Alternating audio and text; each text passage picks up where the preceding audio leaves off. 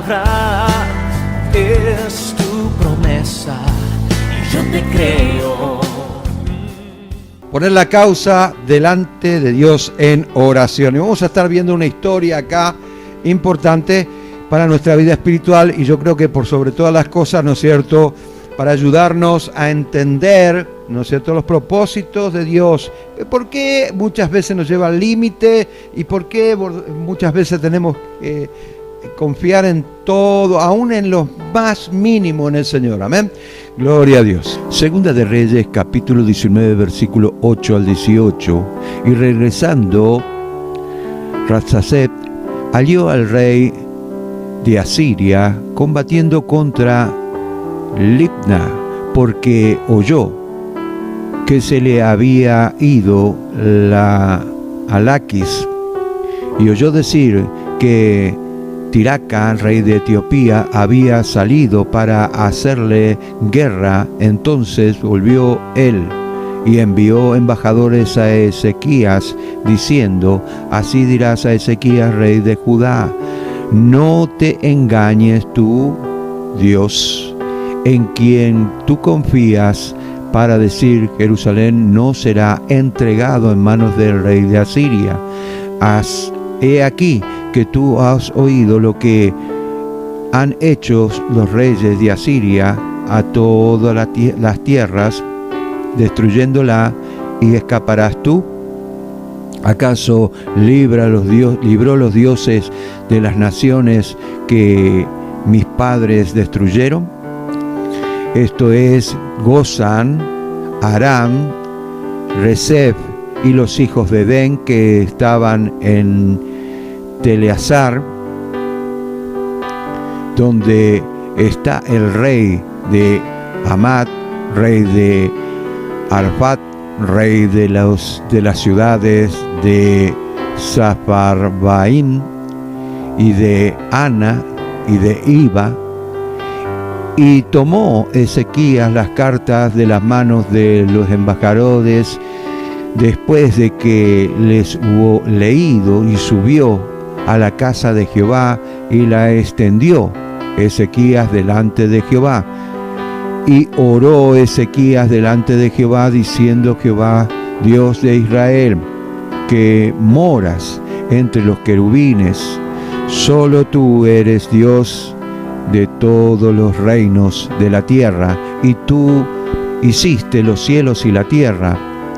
Inclina, oh Jehová, tu oído y oye, abre, oh Jehová, tus ojos y mira, y oye las palabras de Sennacherib, que había enviado blasfemia al Dios viviente. Es verdad, oh Jehová, que los reyes de Asiria han destruido las naciones y sus tierras, y que echaron al fuego sus dioses, por cuanto ellos no eran dioses, sino obra de manos de hombre, madera, piedra, y por eso los destruyeron. Amén. Acá podemos ver esta historia. Es algo que nosotros tenemos que asumir verdaderamente.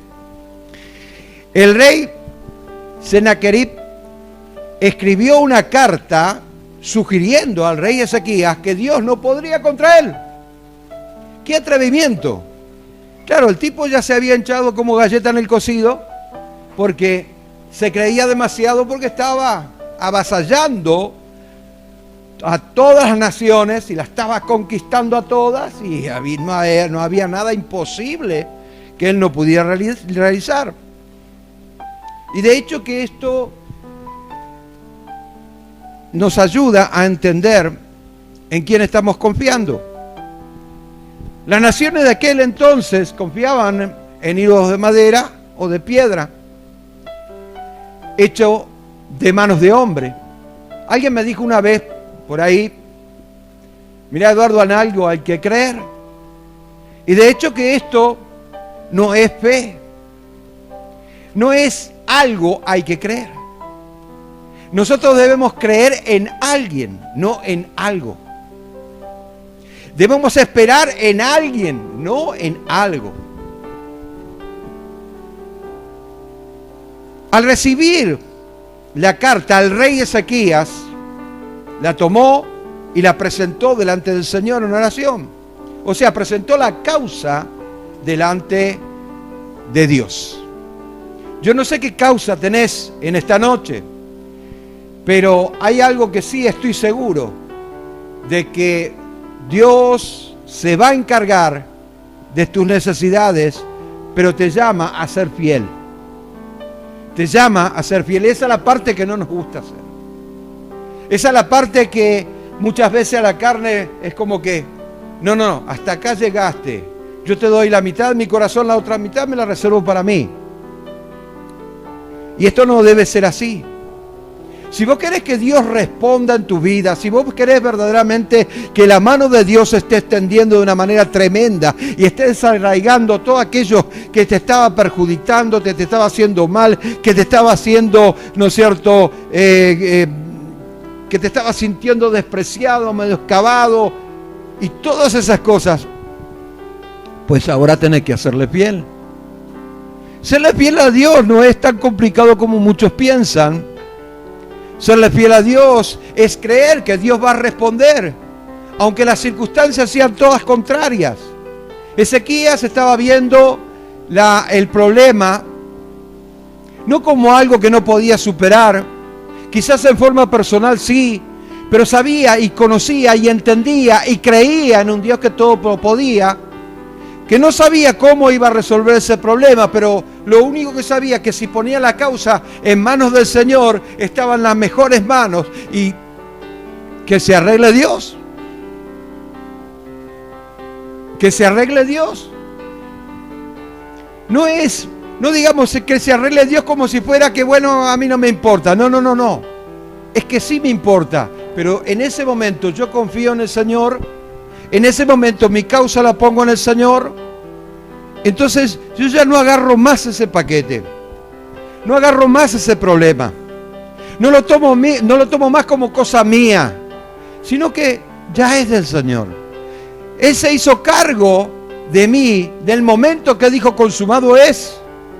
Desde ese momento, Él se quiso hacer cargo de mi vida. Ahora faltaba que yo lo aceptara como Señor, Rey y Salvador de mi vida. Y de hecho que del momento que lo acepté, yo me puse en las mejores manos, en las manos del Señor. Y cuando las cosas, ¿no es cierto?, provienen del Señor, las puertas se abren. No tenemos que forzar nada, simplemente caminar, simplemente creer, simplemente poner la causa en manos del Señor. Rey Ezequías puso la causa en manos del Señor. Él no sabía de qué manera lo iba a solucionar y a vos te va a sorprender en esta noche. Dice la palabra de Dios en el Salmo capítulo 31, versículo 23. Amad a Jehová, todos vosotros sus santos, a los fieles guarda Jehová. Y paga abundantemente a los que proceden con soberbia. ¡Qué tremendo! Acá está hablando, ¿no es cierto?, de que todo lo que sembramos, eso vamos a cosechar. Aquellos que sembraron soberbia van a recibir humillaciones, desprecios. Pero los que verdaderamente confían en el Señor, los que aman a Dios de verdad, a esos fieles Dios le guarda. Te llama a la fidelidad. Te llama para que vos puedas entender de que serle fiel al Señor no es preocuparse de todas las cosas. Escuche, esa nación venía con una cantidad de soldados tan grande, tan tremendo. 185,000 soldados. ¿Escuchó? Es una barbaridad de gente. 185,000 soldados iban contra Ezequías. Pero él no miraba esa cantidad como que, bueno, era insuperable, me voy a rendir, voy a ver cómo soluciono este problema, voy a mandar embajadores para que hacer un tratado de paz. Él no hizo eso, le agarró las cartas, se las llevó a las casas de Dios y dijo, bueno, Señor, acá está. Esto. ¿Y usted qué se cree? Este fanfarrón, creidito, ¿qué es lo que se está creyendo? Señor, esto está en tus manos. Yo no sé cómo lo vas a solucionar, pero confío en ti. Descansó en el Señor. Eso es descansar en el Señor. Muchos dicen descansar en el Señor, pero cuando llega el momento se desesperan todo mal. ¿Qué me falta esto? ¿Qué me falta lo otro? ¿Qué esto? ¿Qué lo otro? ¿Qué? Y ya no saben cómo hacer. Corren de acá para allá buscando solución. Y ¿sabes qué? Cada día se pierden más en este mundo. Cada día se pierde. Entrar en el mundo es entrar en un laberinto. Y si vos no conoces ese laberinto, te vas a perder. Te vas a perder y vas a decir, no, si ya tengo fe, ¿qué vas a tener fe ni que 8 cuartos? Escúchame, cuando nosotros no confiamos verdaderamente en el Señor, no ponemos la causa en las manos del Señor, verdaderamente yo no sé cómo va a ser, pero Él lo va a hacer porque yo lo puse en manos del Señor y no me importa de qué manera lo haga, pero yo sé que lo va a hacer. Entonces ahí el Señor nos acompaña. Entramos en ese laberinto y Él te dice, anda a tomar el camino de la derecha, después dobla hacia la izquierda, anda derecho y salís del otro lado. ¿Escuchás? Es tremendo. Esto es un ejemplo de autoridad espiritual. La actitud de Ezequías de presentar la causa delante del Señor. Esto constituye un acto de confianza y fe. Acto de confianza y fe. ¿Escuchó? Acto de confianza y fe. Algo tremendo. Ezequías estaba convencido de que Dios lo escucharía y escucharía su oración. Usted no tiene que tener ninguna duda al respecto. Dios va a escuchar su oración. Dios escucha la oración de cada uno. Lo que pasa es que no obran. El Señor no obra. ¿Sabe por qué no obra? Le voy a decir por qué no obra. Porque tú tienes que empezar a mirar por dentro tu mundo interior. ¿Por qué Dios no obra? Me pongo a reflexionar. Me siento a mirarme por dentro. A mirarme en el espejo. Y a ver por qué no. Porque hay algunos que son tan delirantes que creen que están bien delante de Dios, pero tienen un montón de problemas, tienen un revuelto ahí adentro, en su mundo interior, que no saben ni cómo empezar ni cómo terminar. Y muchas veces pretendemos que Dios obre. ¿Cómo va a orar así? El Señor no va a orar nunca. Pero desde el momento que empezamos a poner la causa en manos del Señor, no sé, yo pongo esto en manos del Señor, no me apresuro. Si es la voluntad de Dios, avanzo. Si no es la voluntad de Dios, no avanzo. No me apresuro a hablar, no me apresuro a hacer, yo me pongo en manos del Señor, que Él haga. Entonces ahí el Señor empieza a responder. Ahí es cuando Dios empieza a responder. No hay de otra manera. Debemos estar totalmente convencidos de esto. Totalmente convencidos de esto. Dijimos muchísimas veces que la fe produce convencimiento, seguridad, certeza. Lo que cuando nosotros empezamos a avanzar en el Señor, no lo hacemos con la incertidumbre de no saber qué es lo que no va a deparar el futuro. ¿Qué es cómo? Si me va a salir bien o no me va a salir bien, yo no lo sé. Y por el camino le decimos, Señor, yo quiero hacer tu voluntad, pero ya estamos caminando en nuestra propia voluntad. No es la voluntad de Dios. La causa no la hemos presentado delante de Dios, pero a nosotros nos gustó hacer lo que teníamos que hacer, porque nos gustó hacer eso. No le preguntamos al Señor si era su voluntad, no le preguntamos al Señor si convenía o no convenía, no le preguntamos al Señor si verdaderamente nos iba a guiar o no nos iba a guiar. Simplemente nos gustó y empezamos a caminar y empezamos ¿a qué? A preguntarnos, Señor, ¿por qué me pasa esto así? ¿Pero por qué te pasa esto así? Porque vos sos un cabezón. Por eso te pasa lo que te pasa. Porque no estás entendiendo de que primero está el Señor. Nosotros muchas veces tenemos que entender que el ser humano es un ciego espiritualmente hablando y que necesita la guía de alguien que esté viendo lo que va a pasar más adelante.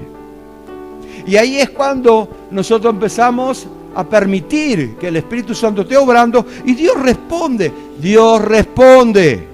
Dios responde. Y lo ha hecho miles de veces y lo va a seguir haciendo. Lo que pasa es que muchas veces no aceptamos lo que no se nos dice y decimos, no, pero yo pienso de otra manera. Y bueno, seguir pensando de otra manera, no hay ningún problema. Así como Ezequías, en su confianza, Dios respondió esa oración y mandó ángel. Escuchen, un solo ángel mandó. Uno solo necesitó, no necesitó más. Segunda de Reyes, capítulo 19, versículo 35, dice, aconteció que en aquel misma noche salió el ángel de Jehová y mató en el campamento de los asirios a 185,000, y cuando se levantaron por la mañana, he aquí que todos eran cuerpos muertos. Solo ese era el problema. Lo que para el hombre le parece imposible, para Dios es una ridiculez. ¿Me estás entendiendo? Poner la causa en manos del Señor en oración. Todo lo que te acontece, todos tus proyectos, todas tus cosas, ponela en manos del Señor. No te apresures a tomar decisiones rápidas, instantáneas, porque no te van a servir. Ni tampoco pretendas, después de que metiste la pata hasta el cogote, ¿no es cierto?, pedirle al Señor, Señor, por favor, sacame de esta. Porque a lo mejor el Señor te va a dejar un rato más para que aprendas. Amén. Entonces, aprendamos a poner la causa en manos del Señor.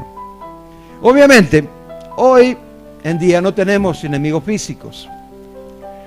Nuestros enemigos son espirituales. Las circunstancias, como las enfermedades, los problemas económicos, los vicios, bla, bla, bla, bla. Malas costumbres, hay de todo.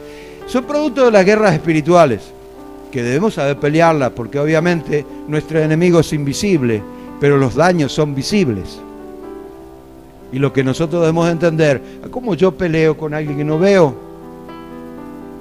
Pues entonces tengo que confiar, ¿no es cierto?, en Dios. Pero de igual manera, Dios manda a su ángel. Y usted debe confiar de que sea así.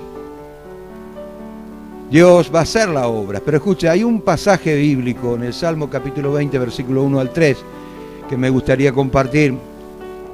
Un pasaje muy conocido, pero es un pasaje que nosotros debemos tomar en cuenta. ¿Qué dijimos? Que Dios nos llama muchas veces a serle fiel. A serle fiel. Vuelvo a repetir, por si a alguno se le llenó de cera el oído y no escucha bien. A serle fiel. Dice así la palabra de Dios. Jehová te oiga en el día del conflicto. Quiere decir que si el salmista puso Jehová te oiga en el día del conflicto, quiere decir que para la posibilidad de que no te oiga. Está la posibilidad de que Él tape sus oídos. Primero eso. El nombre de Dios de Jacob te defienda. Y cuando está hablando del nombre de Jacob, el Dios de Jacob, está dándole a entender, el salmista está dando a entender de que tú, como Jacob, no eres perfecto, eres un suplantador,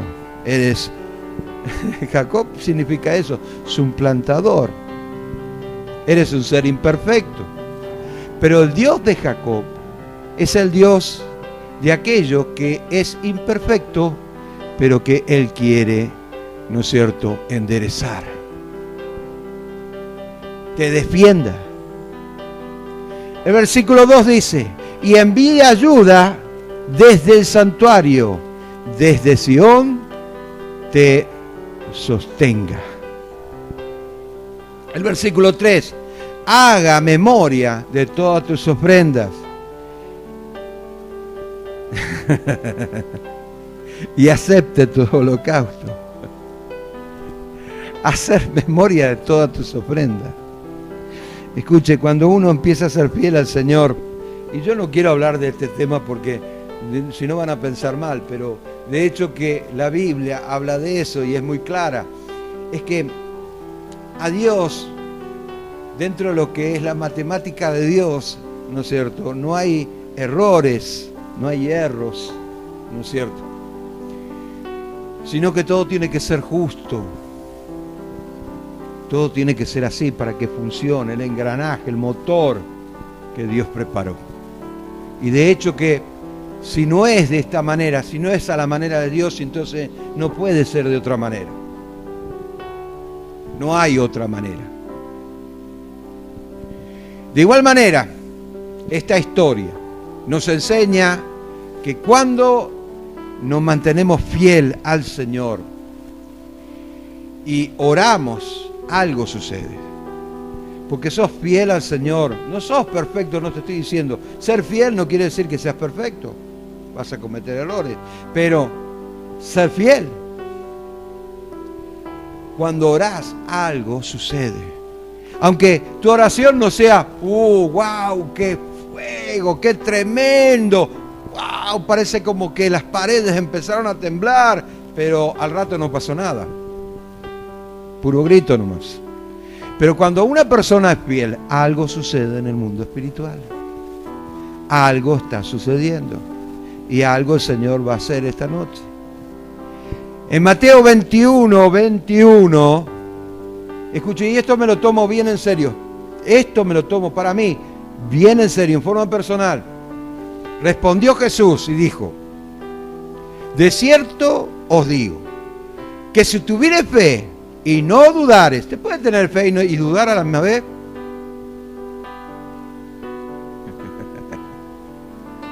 Sí, porque de repente una persona, la palabra fe también se traduce como creencia. Puede creer y dudar a la misma vez. Puede creer intelectualmente, pero espiritualmente está lejos de la realidad que Dios le quiere mostrar.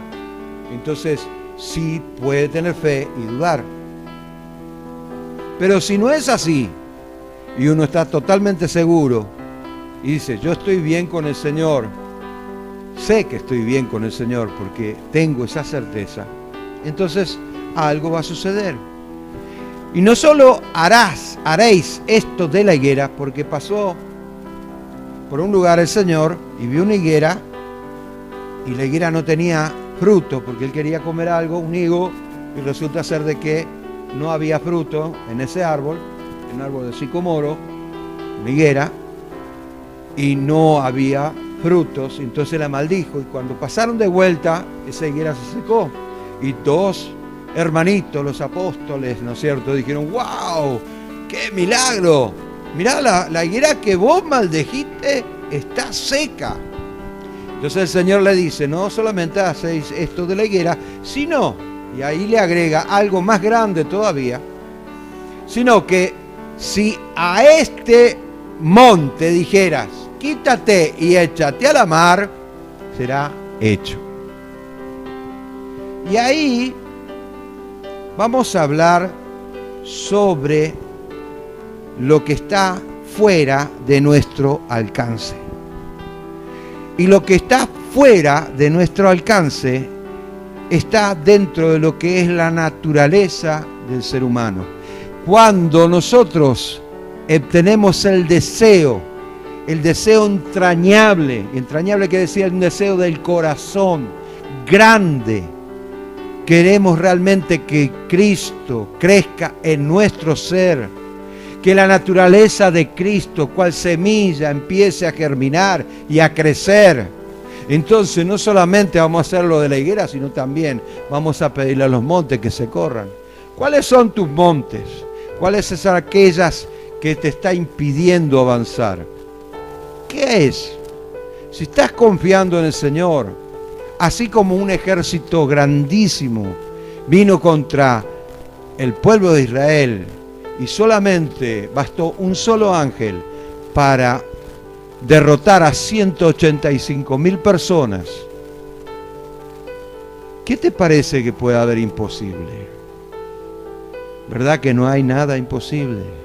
¿Qué es lo que hace que la persona vea lo imposible como imposible? Somos nosotros mismos. Amén. Somos nosotros mismos. Crea profundamente en el Señor. Ponga la causa en manos del Señor en oración y haga la voluntad de Él. Sea fiel, te llama a ser fiel. A ver, ¿está escuchando bien? A ser fiel.